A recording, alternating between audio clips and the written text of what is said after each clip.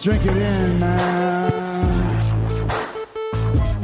Deep left side carry on. Picks on the block. At the 5.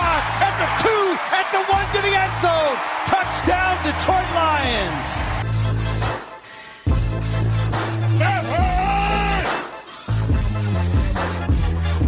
Drink it in, man. Get up, Stafford throws. It is end zone. Caught! Oh, baby, what a catch! Kenny Galladay, you're a freak! What a catch! Touchdown, Detroit Lions!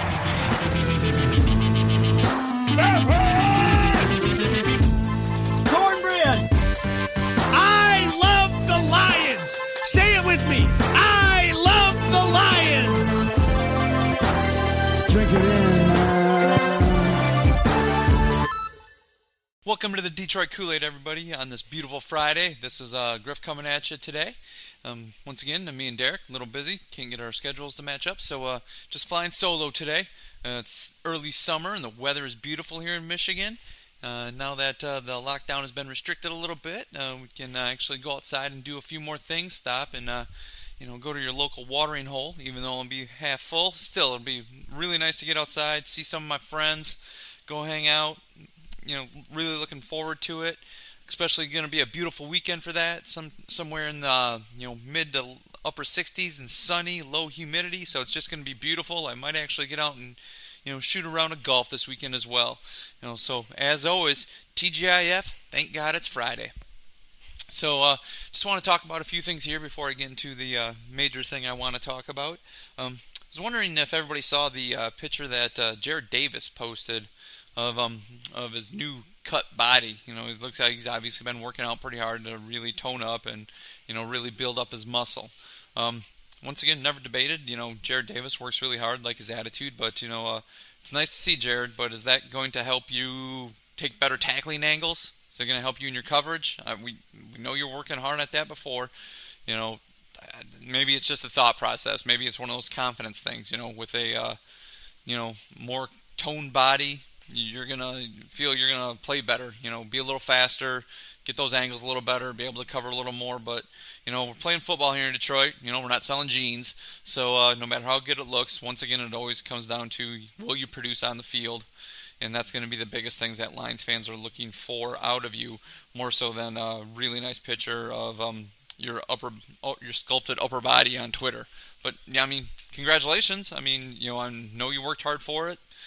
Like Derek always says, I work out, I go running, and my body's nowhere near that. I have the dad body that everybody talks about. But congratulations, Jared. I hope it turns out to better play on the field. Another thing I read this week is the Lions are staying in Allen Park for training camp. And so don't know if that means any fans will be allowed into practices. I'm assuming probably not. Simply with where we were at, I can't see the Detroit Lions allowing hundreds of fans to come in to watch practice. Which is really too bad. I know me and Derek always had a blast going down there, watching them practice. Kind of picking out other fans that were there. Some reason people show up like in other teams' garb, especially like we saw the kid last year hanging out with his buddies, and he was all dressed in Packers garb. It's like, okay, you're a Packers fan here at Lions training camp. Well, congratulations. So that just makes no sense to me when other people do that. But, I know one thing me and Derek also do is when we're there, we kind of listen to other people chatter. We won't get in the middle of their conversations. Just kind of listen to see what they're talking about, what they think of people. It's always kind of fun to kind of sit back and listen to what other people think. That's obviously why you listen to our podcast. You like to hear what me and Derek think. And once again, just a couple of guys who like football, sit back and talk about it. It's what I like to do when I go to training camp practice as well. Just kind of sit back and listen to a few other people. I know those summer days out there in August, it can be really, really hot. And it's just sometimes, Derek, kind of poked at me last year for sitting down, man. But it was so hot out there. But still, we always have a good time. I know, we've taken the football around and thrown that around.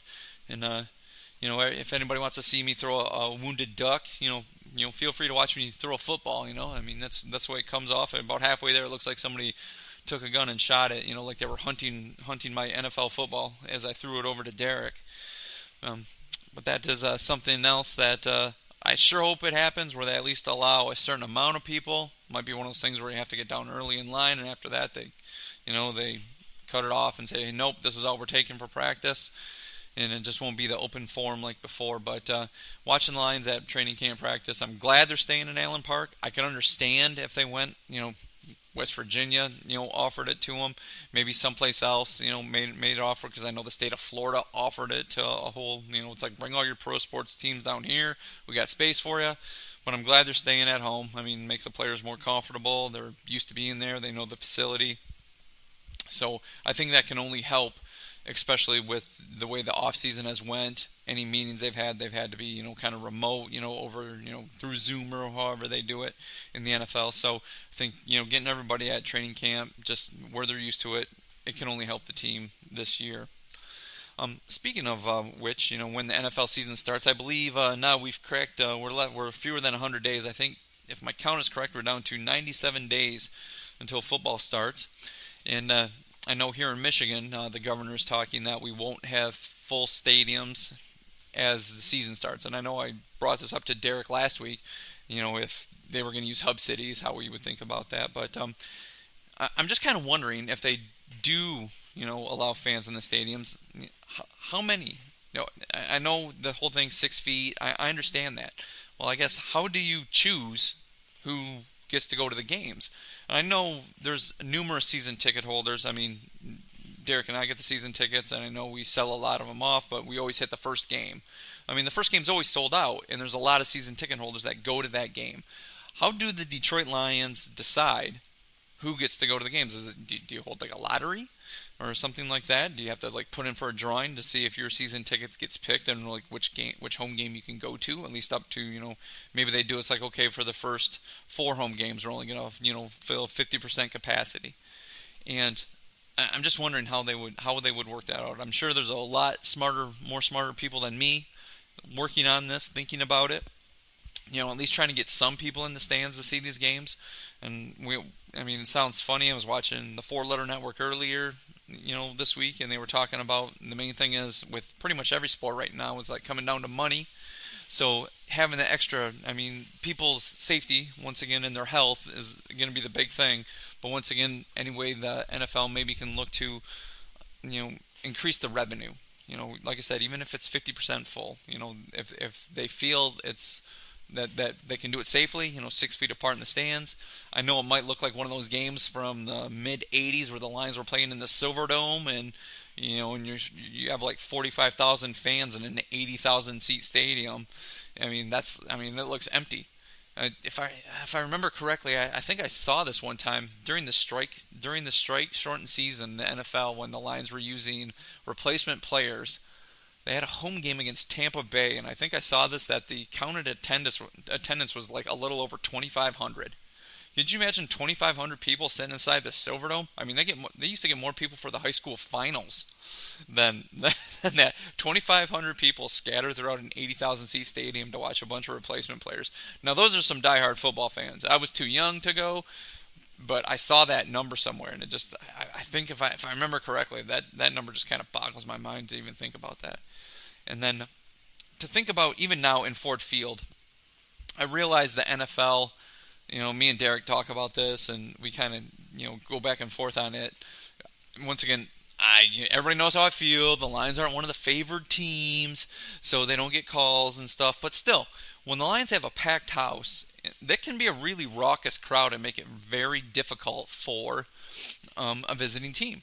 And I know a lot of teams, we always talk about how we want the Lions to be that team, when other teams look at their schedule, they're not automatically predicting a W. It's like, oh, this is an automatic win. Well, when they come into Ford Field and the crowd is up, it makes it a lot more difficult for the visiting team. That happens in any stadium. It's like they say, winning on the road in the NFL is very difficult.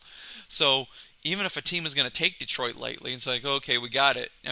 Green Bay coming in here, that's a packed house. And if you can get, a 90% stadium filled with Lions fans, that can be a very loud stadium and make it very difficult, for the visiting team. I think we all remember that Monday night game a number of years ago where they played the Bears, and the Bears' offensive line had 7 or 8 false starts simply because of the crowd noise. It was so loud in there.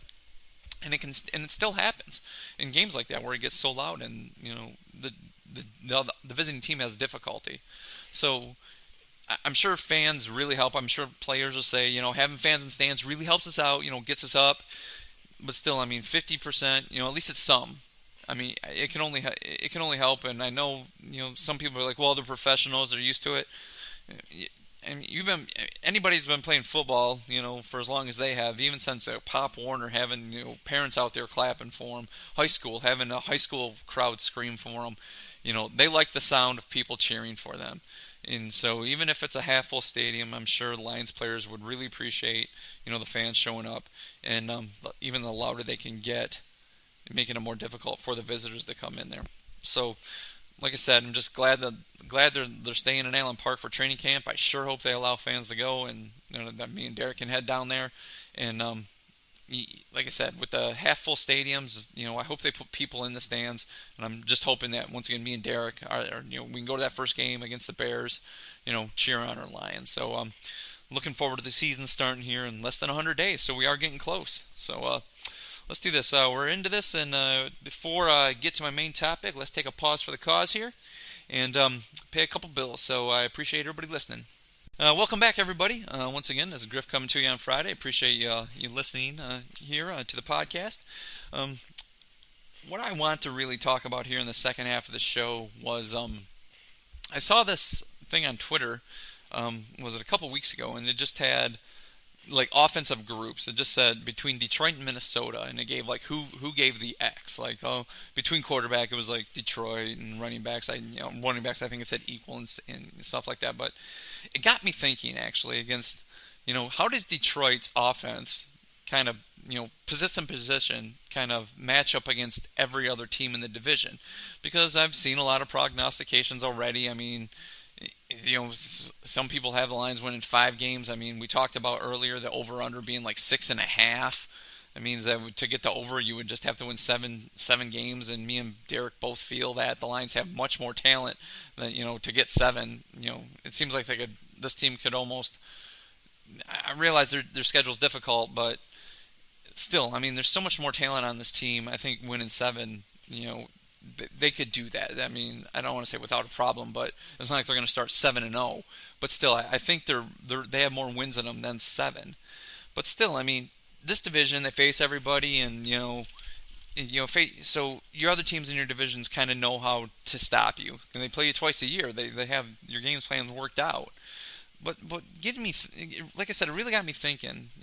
Just looking at the Lions versus the other team. So, like, once again, the other quarterbacks. The Vikings have Kirk Cousins. Green Bay has Aaron Rodgers, and everybody knows how I feel about Aaron Rodgers.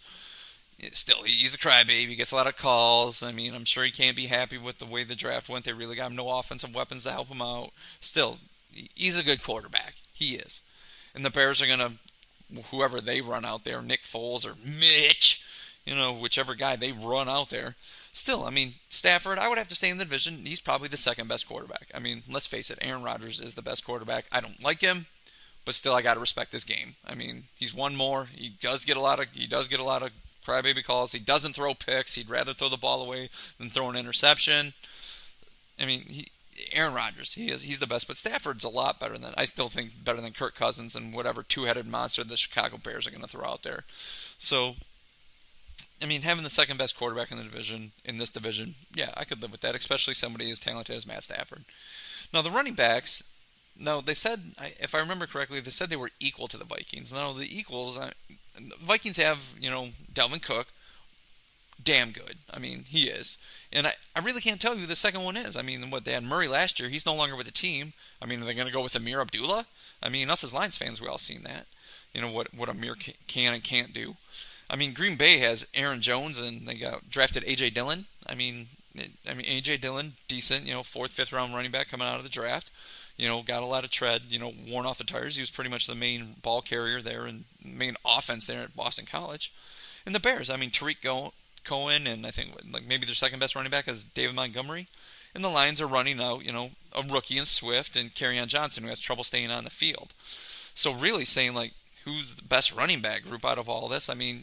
myself, I mean, yeah, I don't even know if the Lions running backs are equal to the Vikings. I mean, Dalvin Cook is far and away the best running back in this division. Not even close. And then maybe second, I mean, they're going to say Aaron Jones. Aaron Jones had a decent year, but, I mean, maybe Tariq Cohen for the Bears. I mean, so really, I mean, looking at this, I mean, yeah, if Kerryon can stay healthy and Swift produces like he does, I mean, they might have maybe the second best running back group.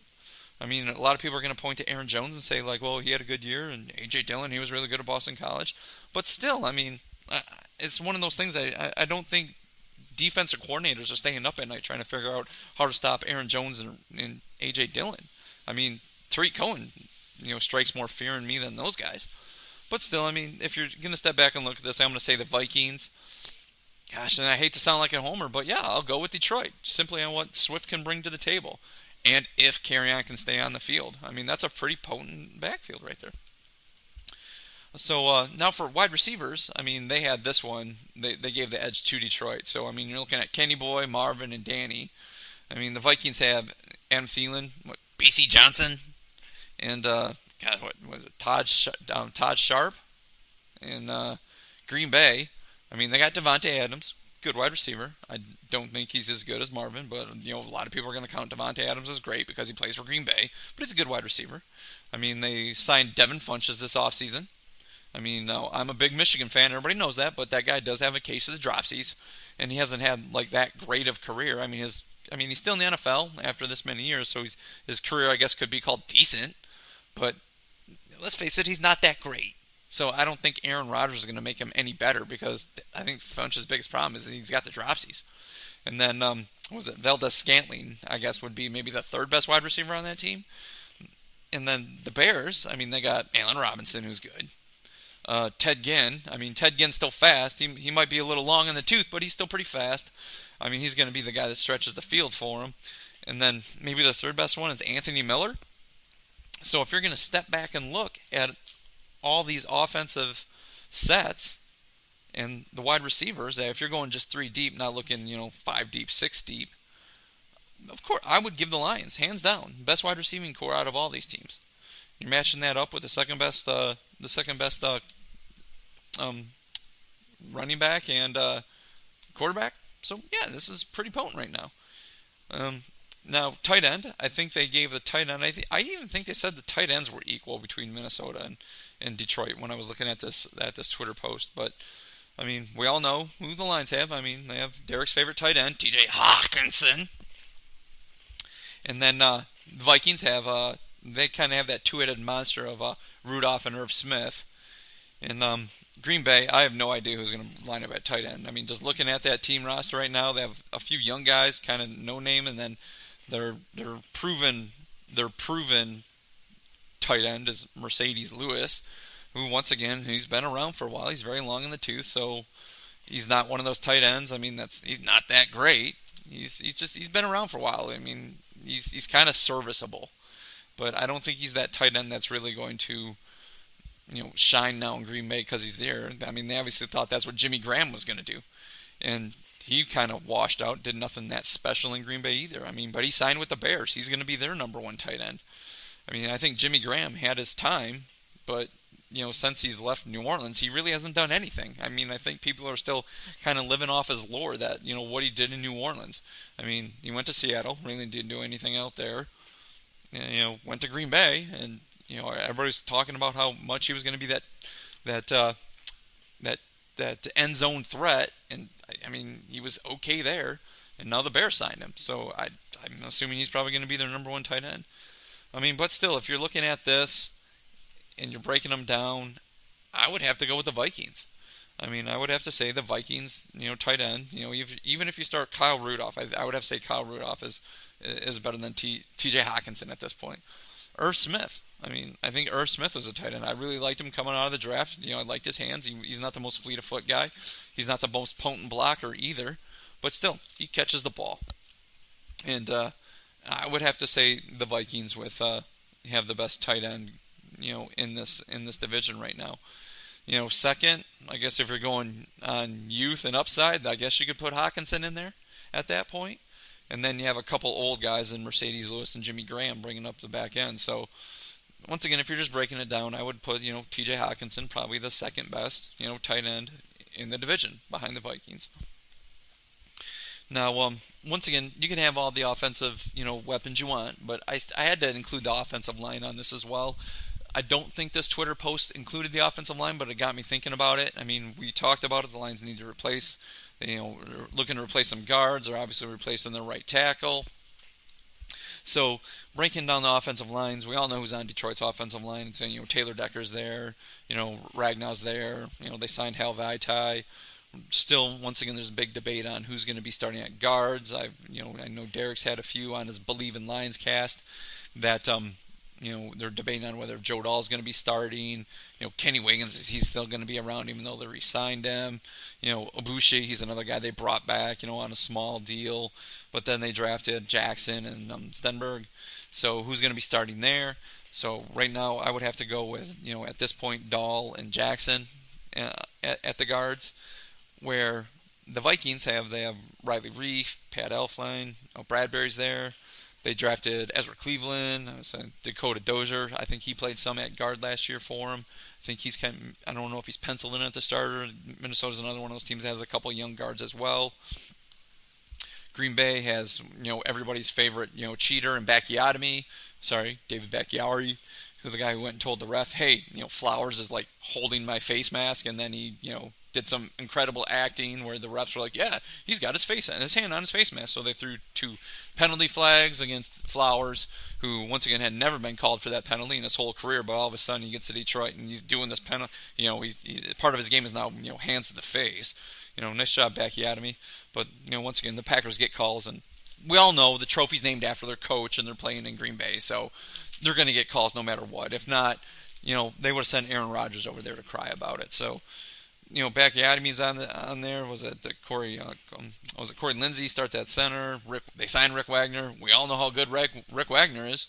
I mean, no matter how serviceable everybody thinks he is, at this point in his career, we know what he is. I don't think you're going to have anybody crying about, us losing Rick Wagner. And then at the guards, I believe Billy Turner and Lane Taylor will be the starters. It's a decent offensive line. It is. I'm going to say it. It's a decent offensive line right there. And the Bears, they got Bobby Massey at one tackle. At the other tackle, I'm not quite for sure. I mean, they got Jason Springs and Ifedi. He's a second year guy out of Texas A&M. And probably competing for that other tackle position. James Daniels, the young center that some people thought the Lions would draft when he came out. James Daniels at center. And then at the guards, they have Charles Leno, and I believe Corey Levin is the other starter over there. I mean, don't quote me on that. I'm not, sure who's going to be starting on the Bears' offensive line.